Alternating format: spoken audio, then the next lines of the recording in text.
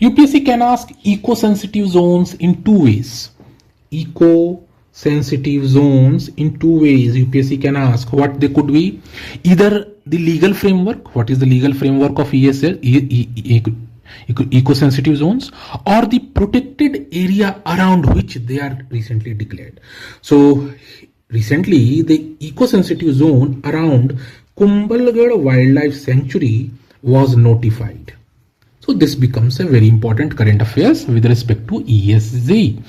Now first understand what is eco-sensitive zones. These are transition zones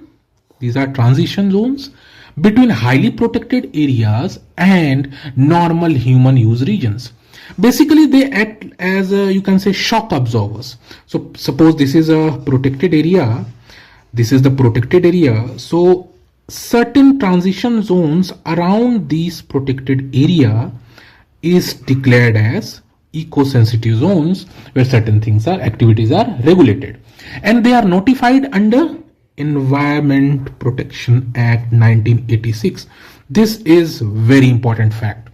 And another important prelims fact is that people often think that these eco-sensitive zones are always 10 km. No, it is not always 10 km. Generally, it extends up to 10 km, but it varies according to notification. Now coming to Kumbhalgarh Wildlife Sanctuary, this also you should know that it is located where? In Rajasthan. And in Rajasthan, UPSC, and it is actually surrounds the famous Kumbhal Fort, which is a UNESCO World Heritage Site. This is a very important fact for your prelims. And this sanctuary spans different districts. You can remember these districts, but these are not important if you remember this Rajasthan. And ecologically, it is dominated by dry deciduous forest.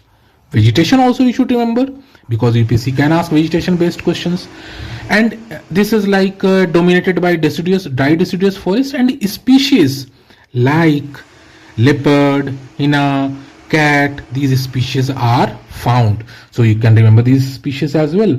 So if UPSC asks which law governs ESZ, then and whether ESZs are fixed at 10 km or which sanctuary surrounds Kumbhalgarh Fort, you should be able to connect all three instantly.